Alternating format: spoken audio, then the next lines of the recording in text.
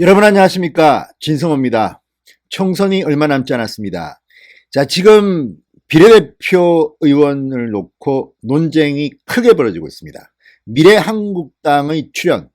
자, 이제 한성교 대표가 취임하고 조훈현 사무총장이 등장하고 드디어 공병호 소장이 공천관리위원장을 맡으면서 체계를 갖추는 모양입니다. 지금 범여권에서는 이 미래한국당의 초조감을 감추지 못하고 있습니다. 이런 와중에 윤건영 전 청와대 실장 그리고 손혜원 무소속 의원이 우리도 이런 위성정당을 만들어야 된다는 목소리를 내고 있습니다. 그런데 그 뒤에는 정봉주 전 의원이 있다, 이런 주장이 나와 눈길을 끌고 있습니다. 바로 진중권 씨입니다. 진중권 전 동양대 교수, 오늘도 달립니다. 오늘 페이스북에 글을 하나 올렸습니다. 그런데 이건 역시 상당히 제 입장에서는 충격적인 내용입니다. 역시 진중권 씨는 이 범여권 내부 속사정을 참 많이 알고 있구나. 제가 진중권 씨의 글을 한번 옮겨보겠습니다. 여러분도 깜짝 놀랄 겁니다. 지금 얼마나 좌파 진영에서 이 비례대표 전문정당 미래한국당의 공포를 느끼는지를 가늠할 수 있는 잣대입니다. 진성호의 융단 폭격 시작합니다. 가칭 비례민주당을 융단 폭격합니다. 방송에 앞서 아직 진성호 방송에 구독자가 아니신 분들은 붉은색 구독 버튼 꾹 눌러주십시오. 더 좋은 방송으로 보답하겠습니다. 일단 더불어민주당의 지도부는 선을 끊고 있습니다. 우리는 그런 정당 안 만든다. 그런데 다른 사람은 모르지만 윤건영 씨는 지금 더불어민주당의 예비 후보입니다. 자, 일개 예비 후보가 이런 목소리를 내는데도 당에서는 징계하지 않습니까? 아무런 조치도 하지 않습니까? 이건 좀 이상합니다. 정말 당 차원에서 이런 움직임이 있는 겁니까? 묻고 싶습니다. 그런 의미에서 진중권 씨의 글은 상당히 설득력이 있다고도 볼 수 있습니다. 자, 진보진영의 대표적 논객, 우리 자유우파 진영 아닙니다. 속지 마십시오. 저쪽입니다.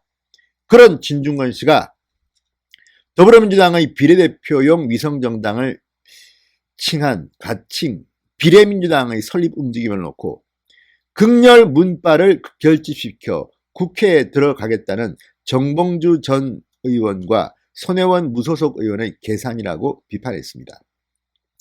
진중권 씨는 오늘 페이스북에 올린 정봉주의 위성정당이라는 제목의 글에서 정봉주 전 의원이 지금 정국을 블랙홀로 끌고 가겠다고 당을 협박하는 모양인데 원래 그런 인물이다. 그래서 절대 정치시켜서는 안 된다고 했던 것이다.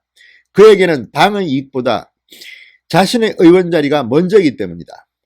마약하는 사람들, 마약 살 돈 구하느라 절도까지 하지 않느냐. 공천 달라고 당을 협박까지 하는데 중독이 그렇게 무서운 것이다. 이렇게 주장했습니다. 이거는 진중권 씨의 주장입니다. 제 이야기가 아닙니다. 저는 인용했을 뿐입니다.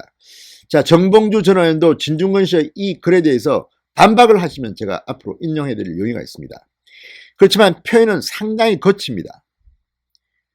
정봉주 전 의원을 거의 인신공격하고 있습니다. 야, 정말 우파 진영보다 저쪽 진영은 독하게 비판합니다. 그런 생각이 듭니다. 진중권 씨는 정봉주 전 의원이 얼마 전 라디오에 나와 여전히 엄포를 놓더라, 4.15 총선을 블랙홀로 끌고 갈 수 있다며 선거를 조국 전쟁으로 치러야 한다고 중도층에 구애하는 당의 결정을 비판했다. 원래 민주당 찍었는데 조국 때문에 못 찍겠다고 말하는 이들은 원래 민주당 찍은 적 없고 찍을 일도 없는 사람들이라며, 그러니 선거를 극렬 문파 중심으로 치러야 하고 그래서 자기를 내쳐서는 안 됐다는 얘기다, 이렇게 말했습니다. 진중권 씨는 정봉주 전 의원이 그러면서 자기에게도 다 계획이 있다고 합디다. 그 계획이 손혜원 의원이 오늘 띄운 위성정당인 모양이다. 벌써 이와 관련하여 정봉주의 이름이 거론되더라. 극렬 문파들을 결집하면 정당 투표에서 3%를 넘길 수 있고 그러면 손 의원과 같이 다시 국회로 들어갈 수 있다는 계산, 이렇게 주장했습니다. 정말 만약 진중권 씨의 말처럼 정봉주 손혜원의 위성정당이 생기고 또 거기에 극렬 문파들이 투표해서 3%를 넘기면 자연스럽게 손혜원 의원과 정봉주 전 의원은 21대 국회에도 입성할 수 있게 됩니다. 이런 현실적 가능성을 진중권 씨는 설명한 것으로 보입니다. 자, 민주당 예비후보로 총선 출마를 준비 중인 윤건영 전 청와대 국정상황실장도 비례민주당의 필요성을 여러 번 거론했습니다. 이걸 두고 진중권 전 교수는 당에서는 선을 긋고 있지만 정봉주 전 의원 혼자 하는 얘기 같지는 않다. 윤건영도 거들지 않았느냐. 예비후보 주제에 당의 공식 입장을 정면으로 거스르는 말을 거리낌 없이 하는 데서 윤 전 실장의 위세가 어느 정도인지 짐작할 수 있다. 대통령의 복심이라 하지 않느냐. 집토끼 산토끼 다 잡자는 얘기로 보인다. 산토끼를 겨냥해 당에서는 위성정당의 설립을 공식적으로 부인하고 집토끼를 겨냥해서 유권자들의 자발적 움직임으로 위성정당의 설립을 사실적으로 용인해 주자는 것이다. 이렇게 언급했습니다. 자, 진중권 전 교수 이를 대국민 사기극으로 규정합니다. 광신정 문파 집단의 밖에서 여기에 속아 줄 사람은 아무도 없을 것이다. 그 경우 곧바로 1+4의 협력체계가 깨지면서 민주당만 고립될 것이다. 총선 말아먹을 것은 물론이고 그 이후까지 정권까지 흔들릴 것이다. 윤건영은 청와대 말아먹고 당 말아먹고 정권까지 말아먹을 인물이다. 셉니다. 이거는 진중권 씨의 주장이지 제 주장이 아닙니다. 윤건영 씨 오해하지 마십시오. 그런데 왜 이렇게 윤건영 씨에 대해서 진중권 씨가 흥분해서 비판을 할까요? 상당히 셉니다. 자, 진중권 전 교수는 정봉주 손혜원의 위성정당 만들기로 민주당의 팬덤 정치가 가진 위험성이 본격적으로 표면화되기 시작했다. 막강한 팬덤을 등에 업은 세력이 당의 통제에서 벗어나 공공연히 협박까지 하는 상황에 이르렀다. 예비후보에 불과한 인물이 대통령의 복심이라고 힘을 실어주니 이 특별한 예비후보가 나댈수록 합법적 조직의 아래로 실제로 당을 움직이는 비합법의 실세가 따로 있다는 인상을 줄 것이다. 이렇게 주장했습니다. 자, 진중권 씨의 이 예언처럼 이 특별한 예비 후보가 윤건영 씨가 힘을 쓴다면 정말 민주당의 위성정당, 비례민주당 가칭입니다. 생기는 건 아닌지 모르겠습니다. 자, 그렇다면 이건 역시 민주당이 그토록 당시 자유한국당을 입에 거품을 물고 비판했는데 정작 자신들도 스스로 인정하는 꼴이 되고 맙니다. 그건 뭡니까? 그들이 1+4인가 4+1인가가 만든 선거법 개정안이 패스트트랙을 통과한 그 선거법 개정안이 얼마나 엉터리였음을 만천하에 드러내는 것으로 보입니다. 그만큼 이들은 미래 한국당의 출현에 겁을 먹고 있는지도 모릅니다.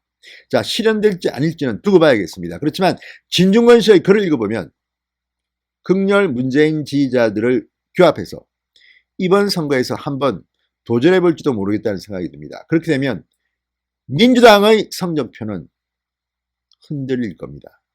감히 예언할 수 있습니다. 자, 이제 2달도 안 남은 총선. 드디어 민주당과 또 민주당 밖의 정봉주 전 의원, 손혜원 무소속 의원, 반란인지 아니면 도움인지는 모르지만 이런 움직임이 공론화되고 있습니다. 이걸 우리가 어떻게 해석해야 될까요? 자, 이번에 나온 여론조사 등을 참고로 하면 미래한국당은 파괴력이 엄청날 것으로 보입니다. 자, 이제 총선. 나라를 위한 투표를 해주십시오. 진보든 보수든 저는 투표를 하라고 강조하고 싶습니다. 투표를 해서 국민의 민심이 뭔지를 한번 보여줍시다. 진성호의 직설이었습니다. 여러분 감사합니다.